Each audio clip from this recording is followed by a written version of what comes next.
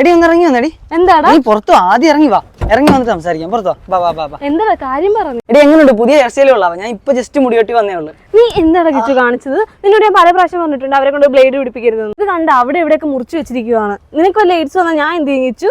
എല്ലാ മാസം നമ്മൾ മുടി വെട്ടാൻ പോകുമ്പോഴോ അല്ലെങ്കിൽ ഷേവ് ചെയ്യാൻ പോകുമ്പോഴോ വിട്ടുപോകുന്നൊരു കാര്യമാണ് ഈ പറഞ്ഞ പോലെ അവരൊരു പുതിയ ബ്ലേഡ് ഉപയോഗിക്കുന്നുണ്ടെന്നുള്ളതും അല്ലെങ്കിൽ ഒരാളെ കട്ട് വരുത്തി കഴിഞ്ഞാൽ അടുത്ത ഒരാൾക്ക് ഉപയോഗിക്കുമ്പോഴത്തേക്ക് ആ കത്രികയിലൊക്കെ ഒരു ബേസിക് സ്റ്റെറിലൈസേഷൻ ചെയ്യുന്നുണ്ടെന്നുള്ളതും ശ്രദ്ധിക്കുക എന്നുള്ളത്.